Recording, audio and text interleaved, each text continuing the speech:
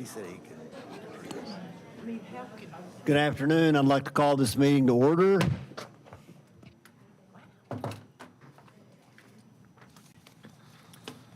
First thing I'd like to do is the roll call. So Laura. Councilmember Hensley. Here. Councilmember Kidwell. Here. Councilmember Ward. Here. Councilmember Teague has a doctor's appointment tomorrow that he has to get ready for, so he couldn't come in today, but he should be okay. And I think this will be the last time we do a roll call because we can kind of see who is all up here. So we'll just start looking at each other. How about that? All right. Next, I'd like to ask Danny Ricker, who is our emergency chaplain, who does a great job for everyone in our community, to come up and lead us in the invocation, and then Tim Ward will lead us in the Pledge of Allegiance. Let us pray. Father, we thank you so much for all of our city leaders, employees, and all of our department heads. Thank you for this great town to live in. Just we pray, God, and thank you that you would let us live here, Lord, and just give everyone wisdom and knowledge to do your work tonight, God. In Jesus' name we pray. Amen. Amen. If you'll face the flag, I pledge allegiance to the flag of the United States of America and to the republic for which it stands, one nation, under God, indivisible, with liberty and justice for all.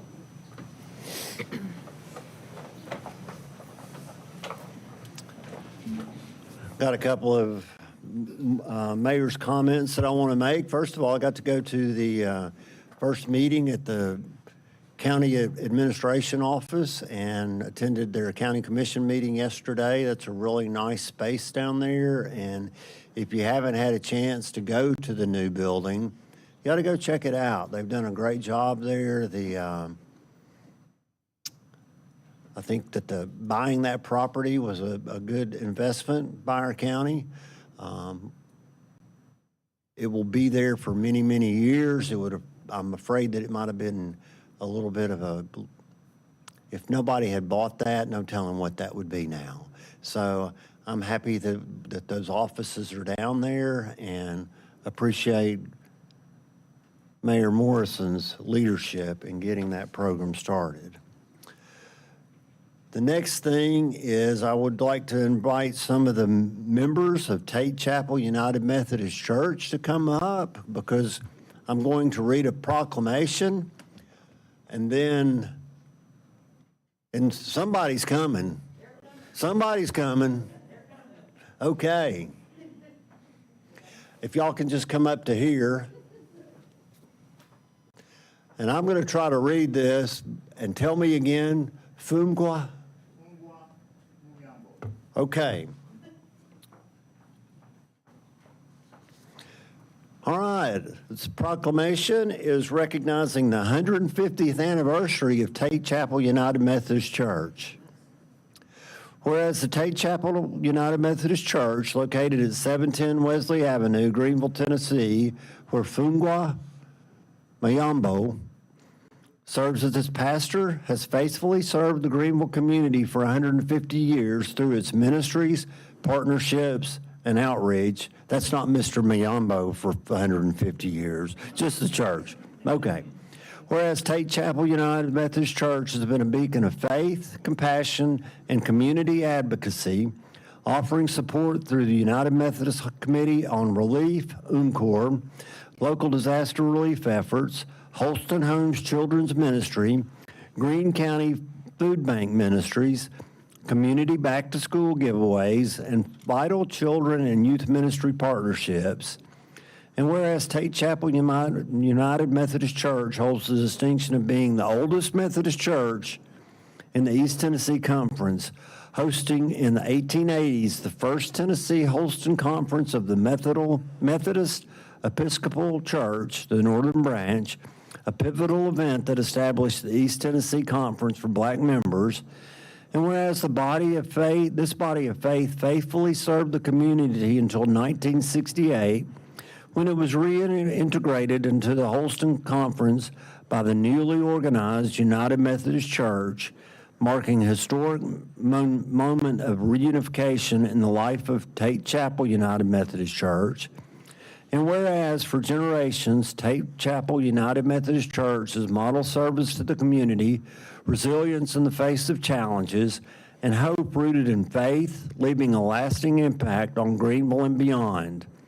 Now therefore, I, C. Calvin Doty, Mayor of the town of Greenville, Tennessee, on behalf of the citizens of Greenville, Tennessee, do hereby recognize and honor Tate Chapel United Methodist Church on the occasion of its 150th anniversary and extend sincere gratitude for its rich history, enduring faith, and lasting contributions to the Greenville, Tennessee community. In witness whereof, I hereunto set my hand and cause the seal of the city of Greenville to be affixed this 21st day of October, 2025.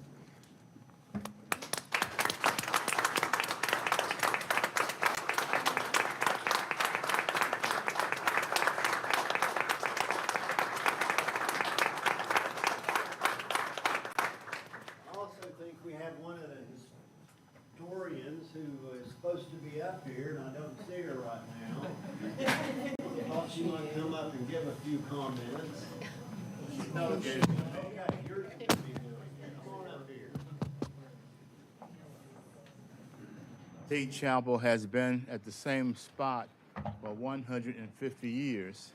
It is a house of worship and a beacon of faith for the community. We continue to serve the community in various ways, as you mentioned. But we're proud to say that we are a house of worship, and you're all invited Sunday at 11 o'clock to help us celebrate.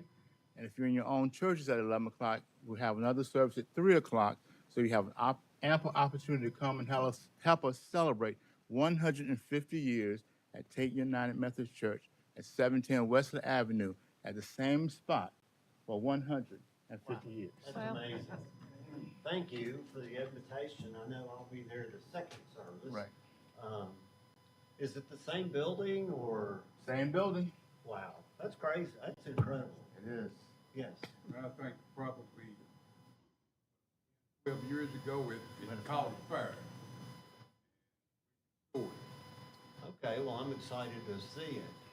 I want to thank all of you for coming.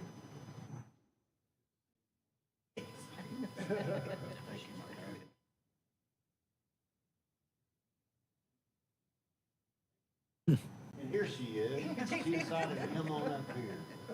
So can we get a picture here? I'll be kind of ruining it by being in here with you guys, but.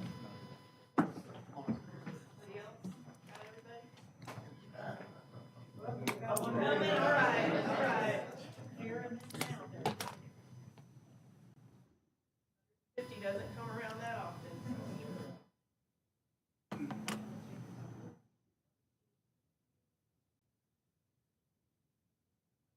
I got it. Okay, thank you so much for coming, and I look forward to seeing you on Sunday. And you'll have a great day today. I usually make fun of people leave, but if y'all don't leave, you can't. Oh, I know. You're lucky you didn't spill.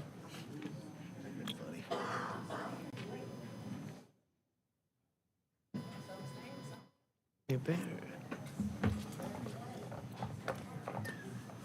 All right, the next thing we've got is I would like to invite some folks from the 911 to come up here.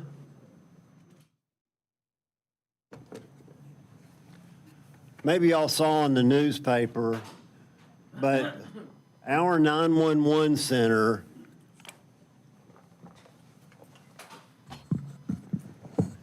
was got an award for being the best 911 center of their size in the state of Tennessee. A lot of it was due to the fact of during the flood, but I would like to let our city council member, Tim Ward, who is the chairman of the 911, talk a little bit about what's been going on and. So if you had told me that we would have gotten this award 10 years ago, I probably would have been in disbelief. This crew has worked tirelessly to serve this community. The joint combined efforts of the county, Greenville, Mossheim, Bayleton, and Tusculum, working together, got us to the point where, as the county mayor said last week, they didn't have to get ready, they were ready. It's a horrible way to find out just how good you are. But we found out the amount of radio traffic and phone calls that this group handled in the first 24 hours, not even counting the next 2 weeks when everything was still sideways, was incredible. They showed up to work, they did the work, they took care of this community, not knowing anything more than a lot of us knew. They didn't know where their next meal was coming through them. They didn't know if we were going to have water. They didn't know if we were going to have power. They just took care of business. So I can't say how proud of them I am enough. I absolutely can't get any better than this group. And once again, thanks to Greene County, thanks to Mossheim, thanks to Bayleton, thanks to Tusculum, thanks to Greenville, working together to make this group as good as they are. Thank you. Yes, sir.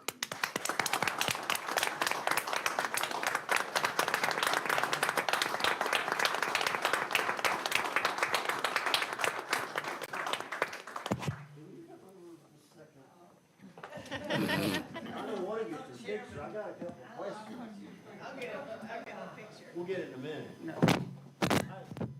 Mayor, something out. I think there were 12 people. Yeah, we had 12 to 15 people during the first 12 to 48 hours of the flooding in the office working. Then also, 5 years ago, that's all we had was about Yeah. 12 people? Yeah, in 2018, we had 12 dispatchers. Now we have 32. Yeah, And the budget has gone from, about 1.2 million to 2.6 million in the last 5 to 6 years, yeah. this is such a hard job because you don't know what calls you're going to get, what you're going to have to deal with. Can you speak language? Can you understand the child? So thank you for all you're doing. It is truly happy that we've got care of our folks. And I want to thank Jerry and all of these people for coming in. Please give another big hand.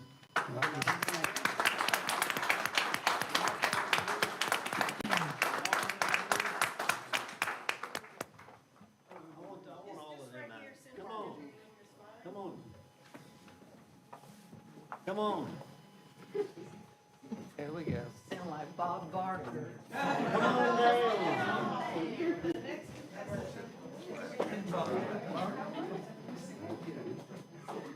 Come on, Miss Jenny.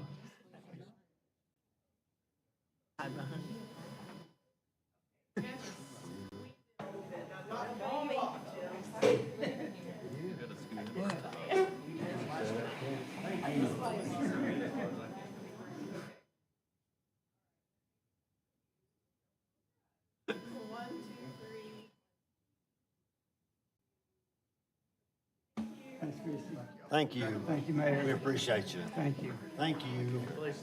Thank you. Thanks. Thank you. Thank you. Thank you.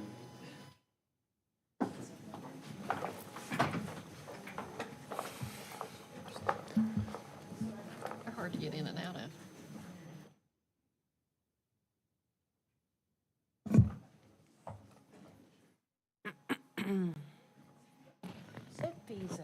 Okay, the next person I would like to bring up is Jeff Taylor with the Greene County Partnership, Greenville-Greene County Partnership.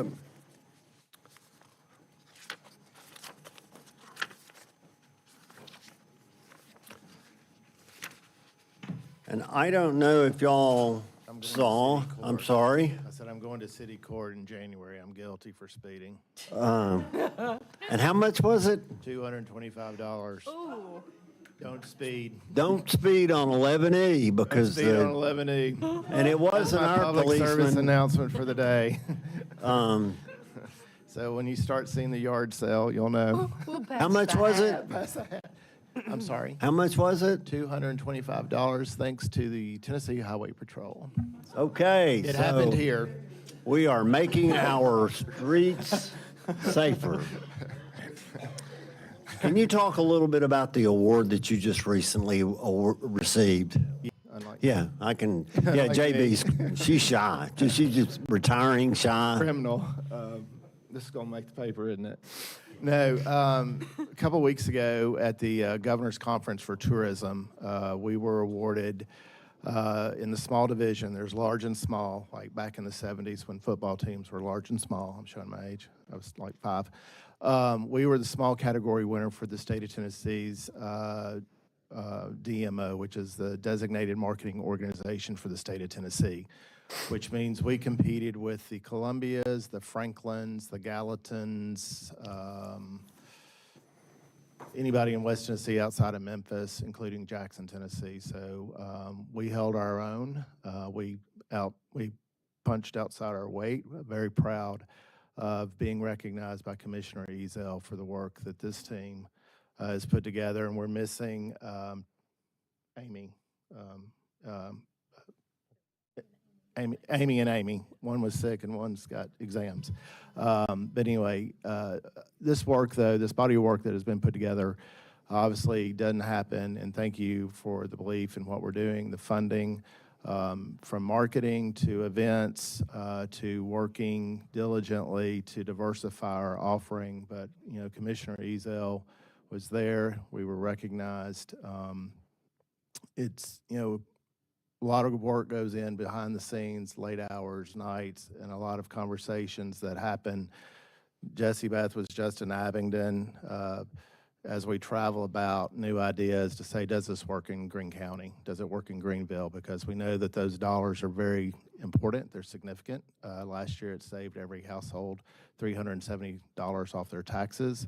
There's downstream impact to that. And so thank you again for believing what we're doing. And I'm just going to go ahead and make an announcement while we're here.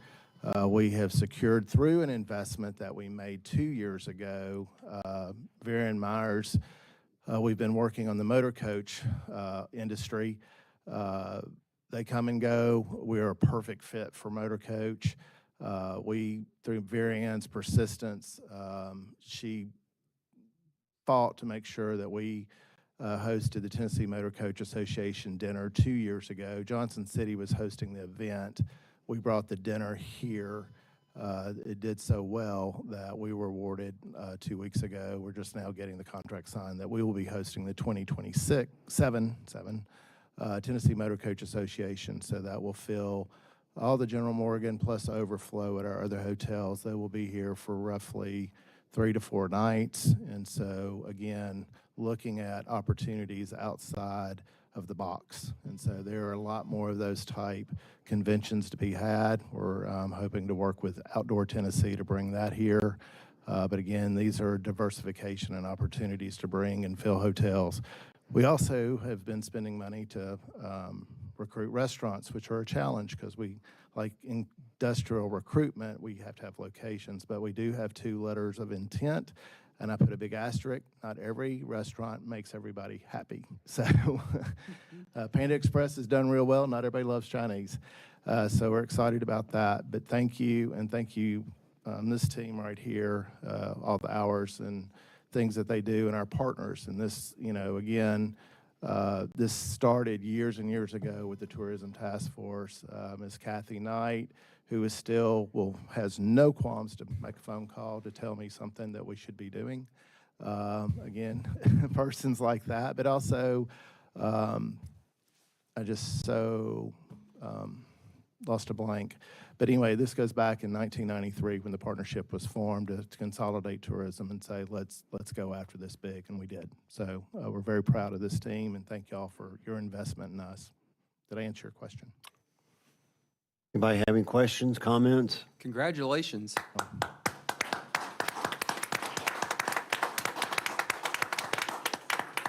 Also, while I'm here, speaking of industry, I can't put out a press release, but I was told I could talk about it. So we're very excited. American Greetings purchased their largest Private label competitor will be bringing 100 jobs. I hate it for the state of Mississippi, but that's not my worries. But we're bringing 100 jobs from Byhalia, Mississippi to Greenville, Tennessee. So we have 100 jobs, and there's multiple there. And I just came from Vooner, and they're going to be expanding as well. So good things are happening. So thank y'all. Appreciate your support. Thank you. Appreciate you guys. I've had enough pictures with Jeff.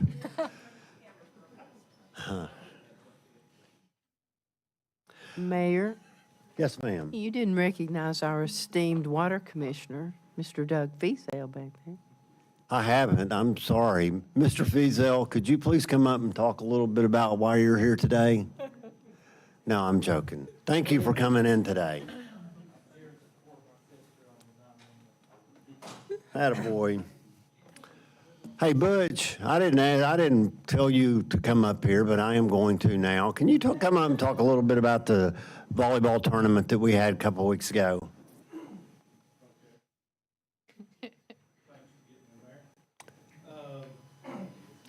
Last weekend, we had 6 schools in, 3 Come on up here so everybody can hear you.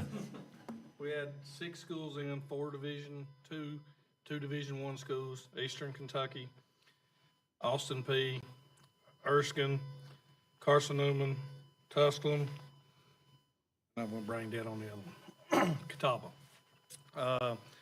Had a parish challenge.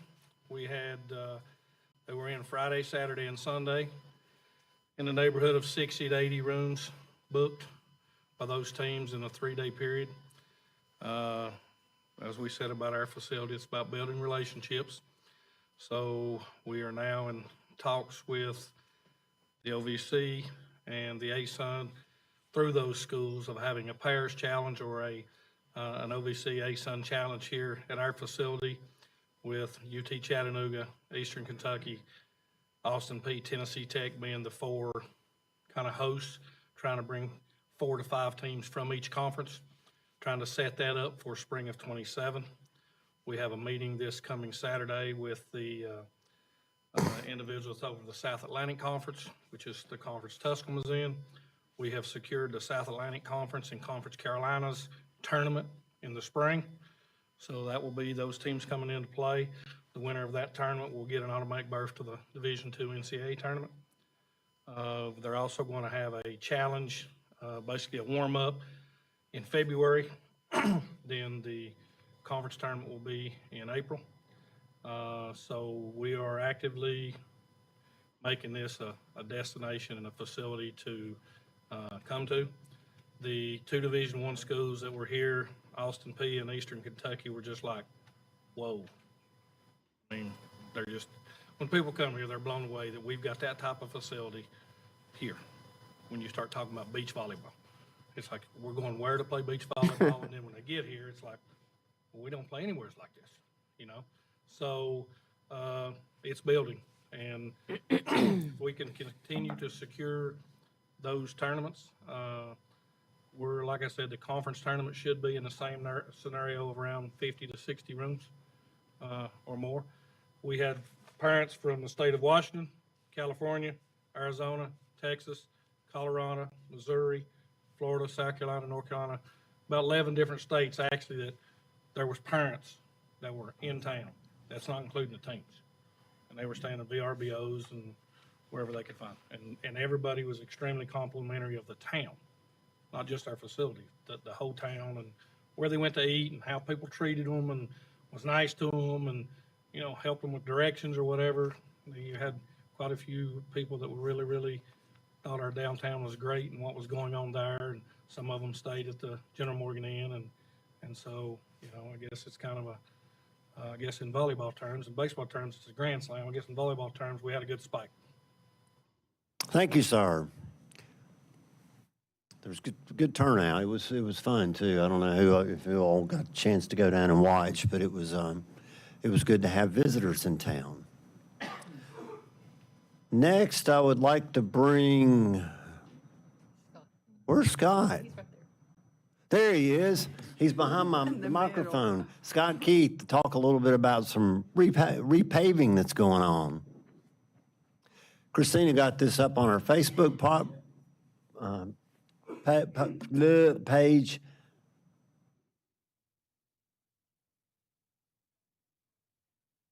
I think that's fine. Well, fine. I think Andy took some pictures earlier this afternoon, so the paving for the 3 segments has begun. Went from construction meeting on Thursday to boots on the ground today to get started. Summers Taylor, they're starting out on Irwin Highway. There's some milling to be done on Irwin Highway and also on Old Shiloh. It won't be a total mill on either of those 2 segments, but they're working on the milling now. The paver should be out on Irwin Highway tomorrow, and as soon as they get that done, they'll be jumping over to Old Shiloh. Meanwhile, the milling operation will move to Church probably by Thursday, and they'll start milling down Church, and the paver will be following that. So there's a lot of time built into the contract, but they're really throwing a lot of resources at it, and we expect it to move fairly quickly. They've just been doing flagging operations. There's no road closures, no lane closures expected. And CDM Smith is on site doing the inspection as they go. So all the asphalt, everything they put down will be inspected. And they're in direct contact with us. If they see anything along the way that needs to be looked at, we can respond out there and take care of it. So it's moving along really well so far, so good. So good to see it. Yes. Thank you. Sir.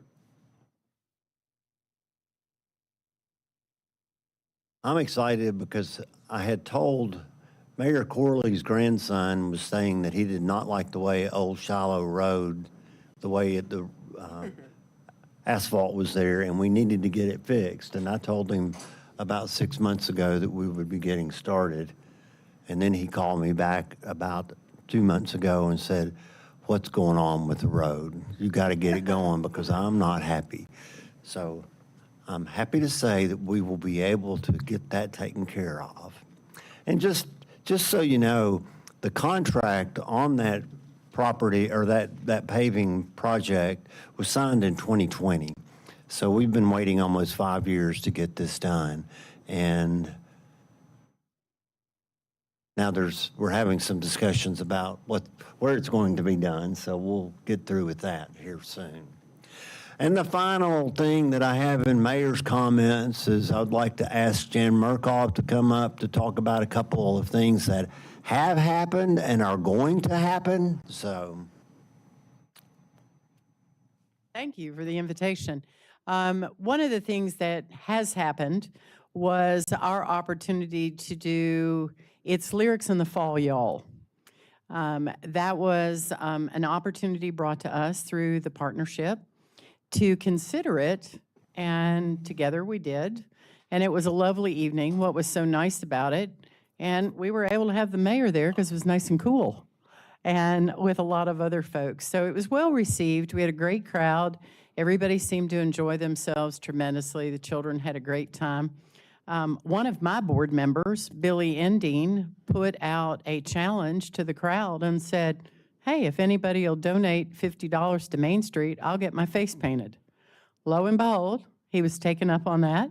And these 2 little girls that were visiting with the lady who ponied up the money decided a pink unicorn would be appropriate for Billy. So being the good sport, he had a pink unicorn put all over his face that night.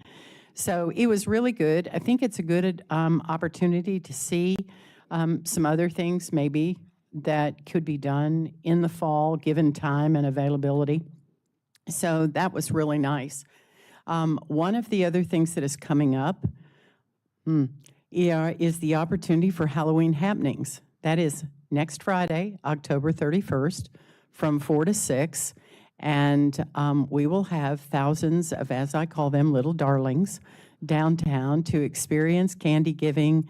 The City School Education Foundation will hold a costume contest again, Public Works, and typically with the help of Parks and Rec, they will provide some hay wagons that night. So the whole event is candy, candy, candy.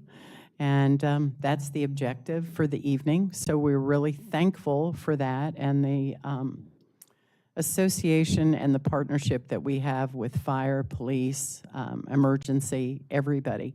And if I could take a moment to promote another event that is coming up on November 1st and 2nd, that has been going on for over 50 years, and that is the Greenville Women's Club Holiday Bazaar. That is certainly a tourism event in its own. Several of us, both in Main Street and at the partnership, are members of that club. And we have 102 vendors, many of which stay the weekend in Greenville. And it's always a packed house. It's held at Hal Hennard, 9 to 5 on Saturday and noon to 5 on Sunday. We encourage everyone to come. Great opportunity, have some snacks, buy personalized ornaments, and get your Christmas shopping done. So I felt we needed to do a plug for that. Okay, thank you. Thank you very much. I said it was the last thing. Jessie Beth, can you come up just a second?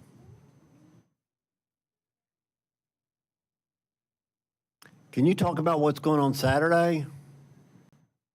Can you remember what's going on Saturday? I'm like, what's happening Saturday?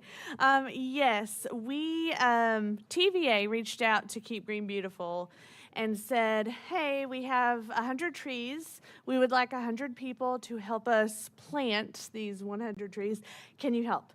So I reached out, and I've put a link out on our Keep Green Beautiful social media, on the partnership social media, asking for volunteers to come help plant some trees in the wake of the devastation caused by Helene last year. So we will be meeting at 8:30, I believe, 8 or 8:30, I think it's 8:30 a.m. At Rural Resources. And then from there, we will carpool half a mile down the road to do the actual planting. But if you are interested in volunteering some of your time, you will be fed lunch by Rural Resources. Then I have a link on our social medias on either Greene County Partnership or Keep Green Beautiful. I would love to have you join us, and I'll see you on Saturday. Also, if you want some free family fun, I recommend taking your family or going on a date or a solo adventure to visit the stops on the Hay Bale Trail. That is brand new this year, and it's super fun. Jeff did it this past weekend with his mother's. Yes. So he had some fun, but keep an eye out because most likely tomorrow I will be posting JB's route. Right now, they're just stops, and you start from wherever you are in Greene County, and you go visit the different hay bale decor. But tomorrow I'll be posting my preferred route if you need something to go by. Okay? Thank you. Appreciate you. All right, are there any public commenters?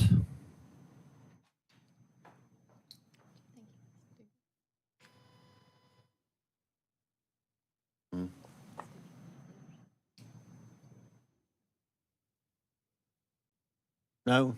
Josh, are you here for just here? No. Okay.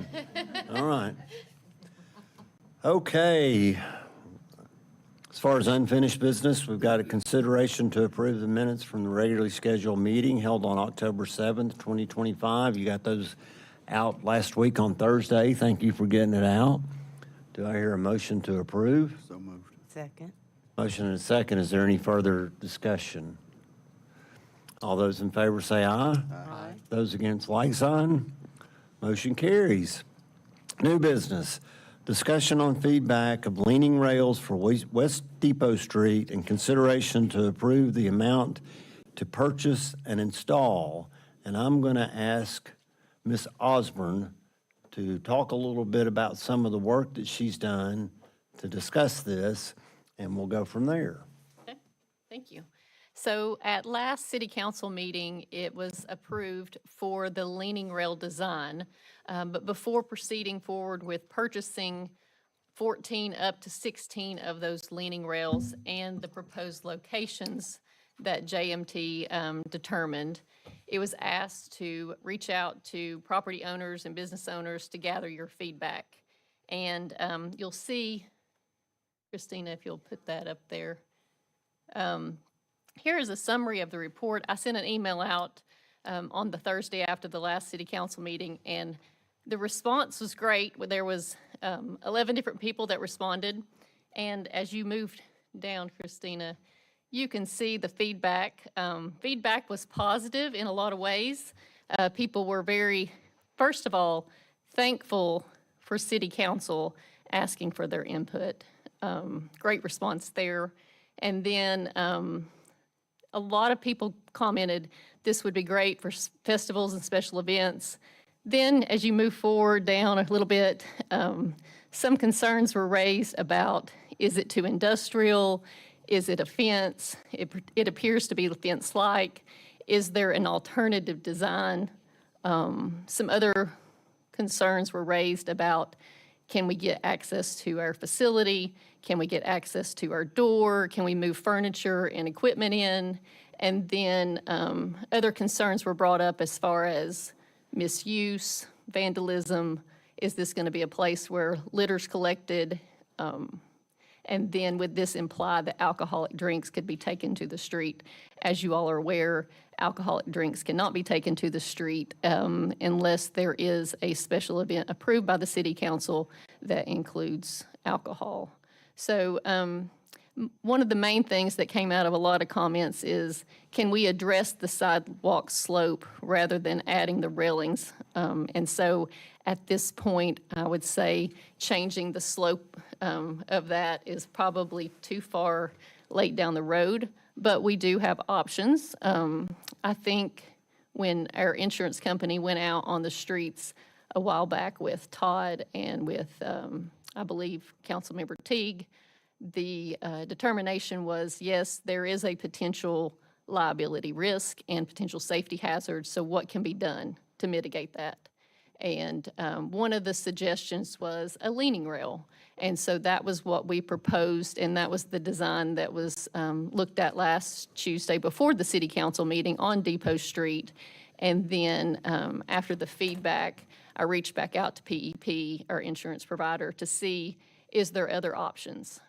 So there is. What was asked is a buffer.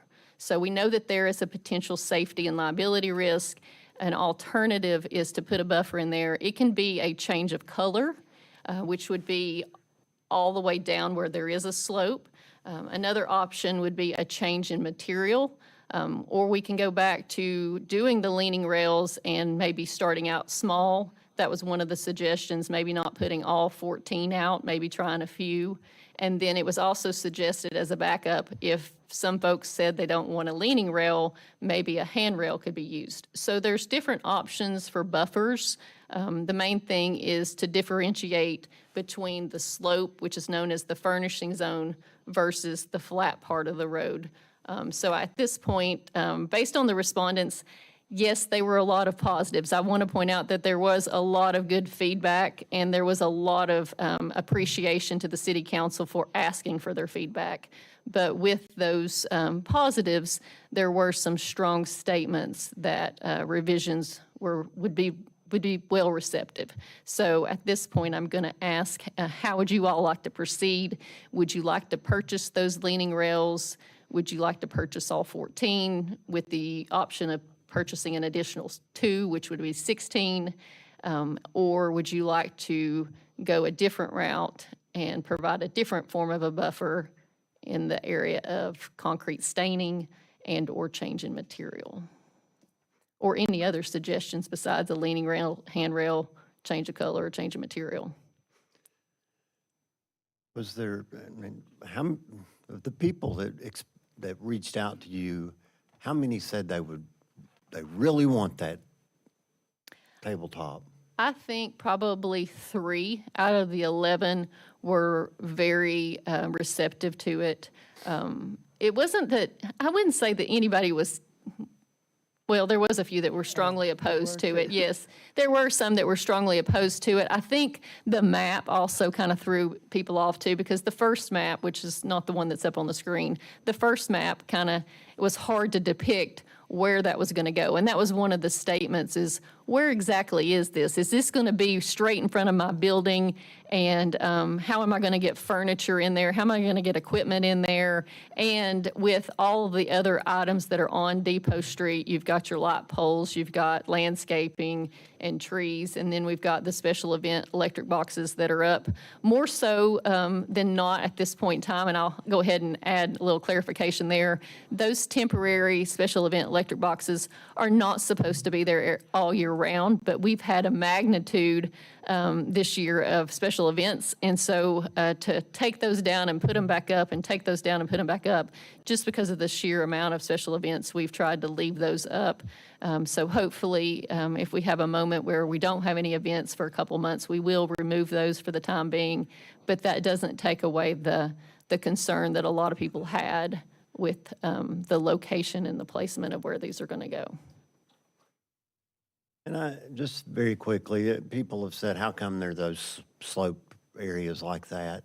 And the reason is that building, or that road was built 125 years old. And some of the buildings are at this height, and some of them are at this height, and the road's here, and we can't make humps on the road to go up to the properties. So those had to be put in there. And I think if you go to most any older town that has had a renovation like this, there's the same kind of issues. And some company, or some towns have put in grass, some people have put in flowers, some people have painted them different colors. So, comments, please. Anybody? I thought that by and large, the response was negative from the owners of the building. But I think a lot of it's uncertainty about it. How many spots do you know are actually 7% or greater? I've got that list. I think there was well, I say that because there was 14 identified spots, and then we talked about purchasing additional 2. But then there was a few that made comments that there was some proposed in front of their locations, and they didn't understand why, because it really wasn't a 7% more grade. And I think at that point in time, JMT might have mentioned this during our walkthrough down there, that to just kind of give it a more aesthetic look, to have some of them put in even where there wasn't 7%, but majority of them were identified as 7% or more grade. It was expressed to me that the reasoning behind putting the leaning rails in was to, mitigate potential risk for accidents and whatnot. But the feedback that I've received over the last 2 weeks has been that there's concern that this might exacerbate some of the risk of, trips, falls, whatever, just given its nature, being so close to the street. I'm curious to know, because the slope is ADA compliant, so the big issue is making sure that we've got an indicator or a signal, if you will, to the public that, there is a change in gradient there. Doing some research and talking to some engineer friends, there's tactile mats that can be put down that are much more cost effective, that could do the trick. They certainly don't cost as much as the leaning rails do. I don't know if that could be a potential option. I know aesthetically, we've got some of those, I think, that are down there near the tabletop.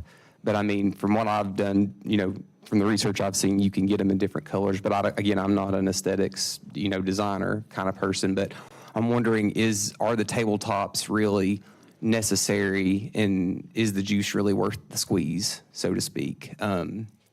Because that's been kind of one of the big discussion points that's been brought up to me is these are not cheap, and putting them up, is it really addressing the issue, or could we maybe be a little bit more innovative and our solution and not spend as much money on tabletops. Well, and cluttered, I thought people were concerned about trees and benches, and all of a sudden, it's a big cluttered down through there. I'm, of course, not an architect, I mean, a landscape architect, but it seems like that we might look at some simpler options. And also, there was some concern expressed about the use of money. That's a lot of money for mitigating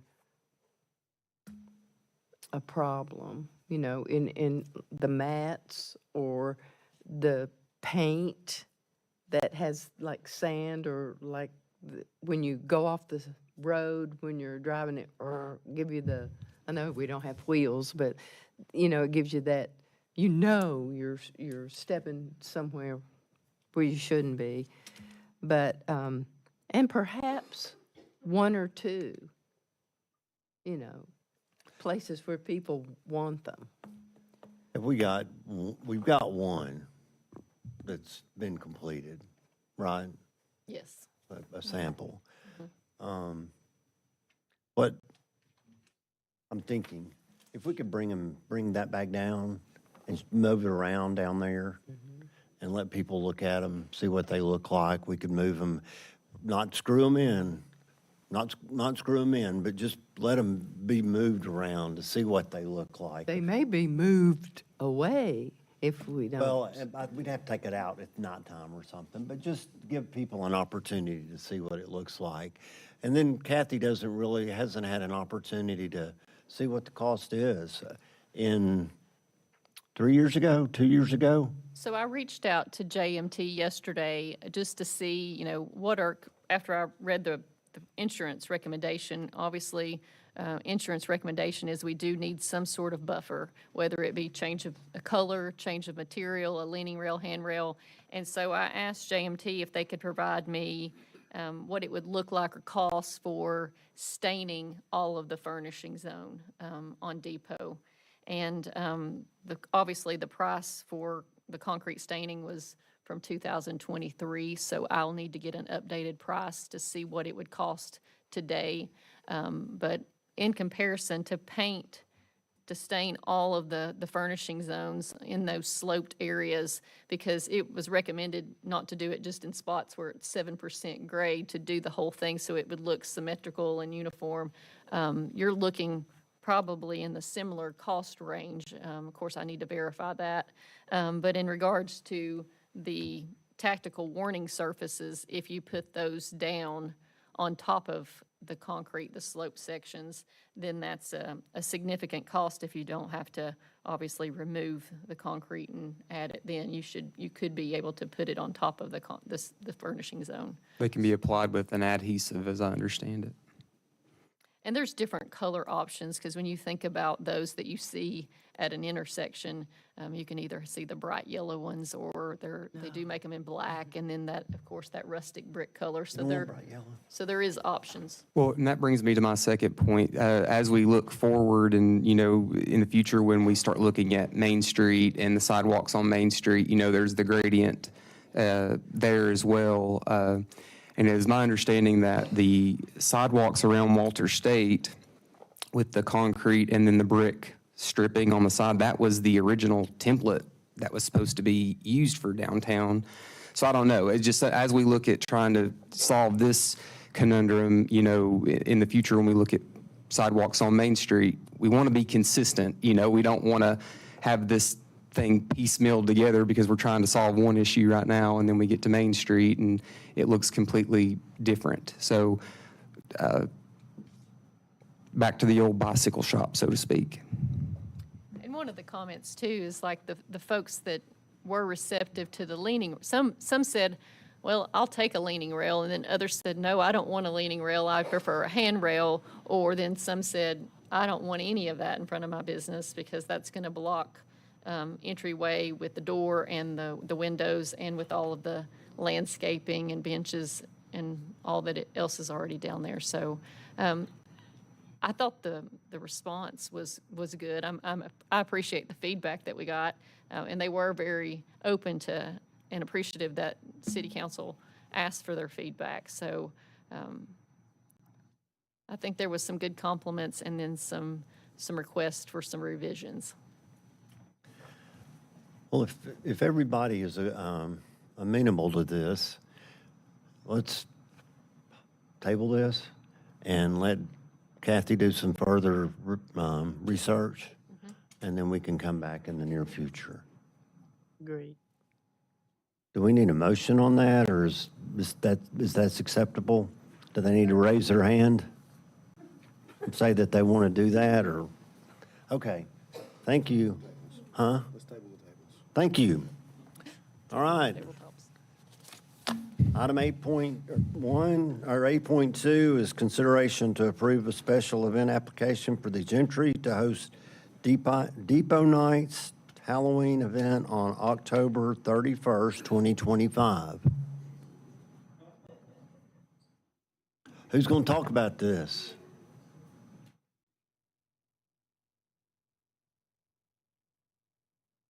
Hello. Thank you, Kim and Kevin. I saw some pizza. Yes, When? very soon. Okay. It sure looked good. We got to get approval from Tony first, so, but we're finalizing the menu Tony? at the health department. State. Oh, okay. Darn state. Yeah. Oh, by the way, shoot, that guy right there, Bobby, needs you to do your noise again, about the noise that it makes when you go off the road. He didn't get a good Please don't put that on the radio. recording. I'm sorry. I'm sorry. I just want to see you spell it. Okay, so can you tell us about what we've got here? For October 31st, it would be an event right after Jan's, the Main Street. It would be more geared towards just family-oriented activities. We're going to have a DJ. We will have a dance team perform a couple of routines.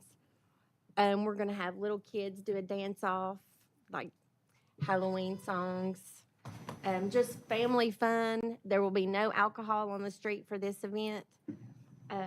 It's just basically to get foot traffic on Depot. All of the businesses on Depot will be open late until 10. It'll be from 7 to 10 in the month of October. That's for Depot nights. Okay, and you've got all the approvals and everything, insurance. Except for yours. Okay. All right. Is there any questions? Do I hear a motion to approve? Motion to approve. Second. Is there any further discussion? All those in favor say aye. Aye. Those against, like sign. Motion carries. Item 8 point, y'all gonna be here for a while, aren't you? Yes. Item 8.3 is consideration to approve a special event application for the Gentry to host Depot Nights Thankful and Bright on November 21st, 2025. Yes, that event will be from 6 to 10. We are trying to pull in several vendors to be out. Is it 6 to, oh yeah, because time changed, sorry. 6 to 9, yes.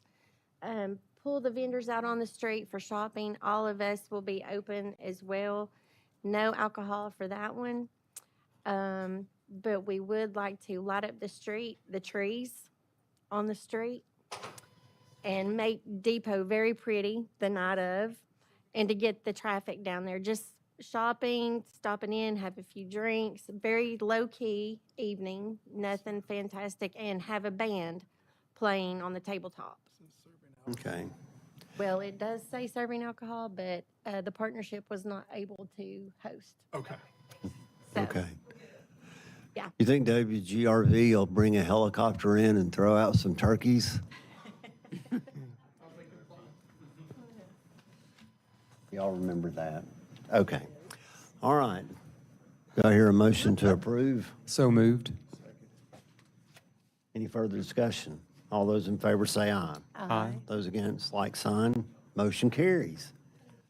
All right, item 8.4 is consideration to approve a special event application for the Gentry to host Depot Nuts Shake, Rattle, and Roll event on May 8th, 2026. Yes. This is a 50s and 60s theme night for everybody to get out. I would like to have some old cars along the street as props. I would like to do some hamburgers and some milkshakes and have a DJ and have the oldies and have some dance-offs maybe. And maybe some ice cream and bring back the old times on Depot for a little bit for one night. Okay.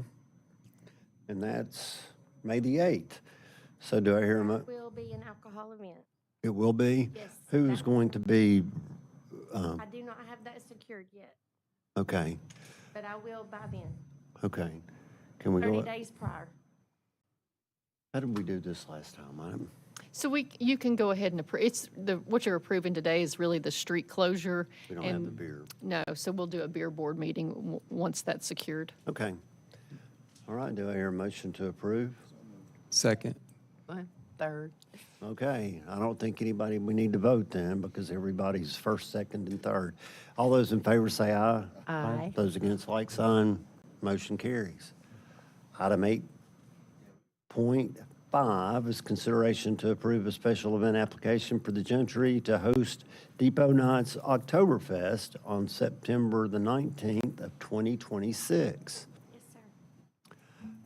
That will be basically a repeat, but we will start earlier, and we're going to do it on a Saturday instead of a Friday. We will start at 3 to 10 for Oktoberfest, and we hope to do pretty much the same thing and maybe add a few things in for Oktoberfest. Okay. And that will also definitely be an alcoholic event. Well, before I make a motion to approve that, Kevin, what was that chant for Oktoberfest again? Could you, so Spencer can quote that in the paper? Are you really gonna make me? Yeah, I'm going to make you do, what is it again? Zick and suck it. Oi, oi, oi. So, motion to approve. Any further discussion? All those in favor say aye. Aye. Those against, like sign. How much did the Stein with liquid in it weigh? It's roughly 5 pounds. I don't have the exact amount, but it's very close to 5 pounds. Claire was saying she was going to start training now, so she'll be ready for it. You can find that all over the internet. So there is an official, it's out there. So then we have the official Steins. We'll have more next year. So we'll do probably at least 12 at a time. Okay. Bert, you going to work on that? No? Okay. All right. Thank you, folks. Yeah. Thank you all for bringing Appreciate events ya. to Depot. Yeah, a lot of planning. Okay. Item 8.2 is consideration to approve a special event application for the Greene County Partnership and the Exchange Club of Greenville to host the Christmas Parade on December 7th, 2025. Kendra, how are you? Good, how are you? I'm great. Well, we're going to host the Christmas parade on December 7th, and it'll be the same time, Sunday, 2 o'clock. We are going to change the route. Christina's going to pull it up.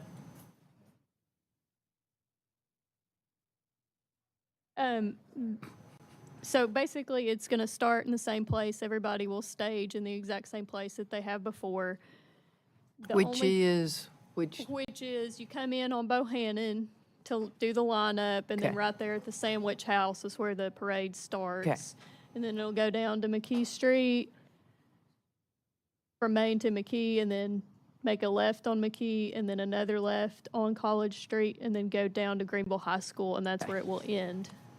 the old So route. it's the old route, yeah. So it's making more of a, almost a circle instead of a linear.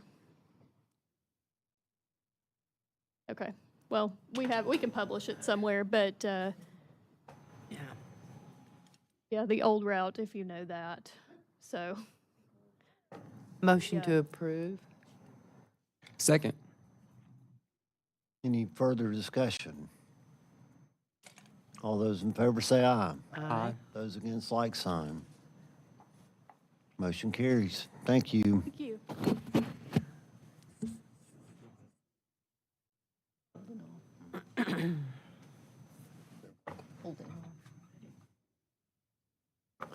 Okay. Now, item 8.7 is consideration to approve a special event application for the town of Greenville to host the Midnight on Main New Year's Eve event on December 31st, 2025. Well, everyone Hello, else was having Christina. events, so, had to throw ours in there. We got to have one too. Yes, so New Year's Eve, this is pretty much the same setup as in past years. So Main Street is where most of it happens, and then we go down Depot Street as well. We're probably, I think they left, but we're probably going to partner with the Thompsons on some of the things that they're doing. We will have the Fellowship Hall open for the kids zone as we normally have. We'll have At First music, Pres? dancing. Yes, at First Pres. So it's basically the same setup. We'll have the fireworks at midnight, and all the fun festivities. What time does it start? 8 o'clock. 8 o'clock. Mm-hmm. And I do have all the necessary signatures, but I just can't show you right now. Okay. Is that, do they do the churches open? Is that the night that they do that? No, they don't do that. They do that on Christmas in Christmas. downtown for Okay. Southern Sanctuaries. Sorry. Thank you. All right. Do I hear a motion? Second. Any further discussion? All those in favor say aye. Aye. Those against, like sign. Motion carries. Thank you. I hear a motion to adjourn. Second. All those in favor say aye. Aye. Okay. Motion, or the meeting is adjourned. We do call to order the beer board, so it's a special call meeting. Any public comment? So unfinished business is consideration to approve minutes from the special called meeting held on October the 7th, 2025. Do I hear a motion to approve? Second. Motion and a second. Any further discussion? All those in favor say aye. Aye. Those against, like sign. Mr. Key, can you come up, please? Consideration to approve an application for off-premise conception to J. Bajabir, Inc., doing business as Pioneer Market, 480 Irwin Highway. An investigation of the applicant shows nothing that conflicts with ordinance of the town of Greenville regarding the sale of beer. Criminal background investigation shows no record of Ms. Patel of any type. We respectfully recommend that this be granted. Okay. Motion to approve. Motion and a second. Any further discussion? All those in favor say aye. Aye. Those against, like sign. Motion carries. Do I hear? Motion to adjourn. All those in favor say aye. Meeting's adjourned. Thanks, everybody.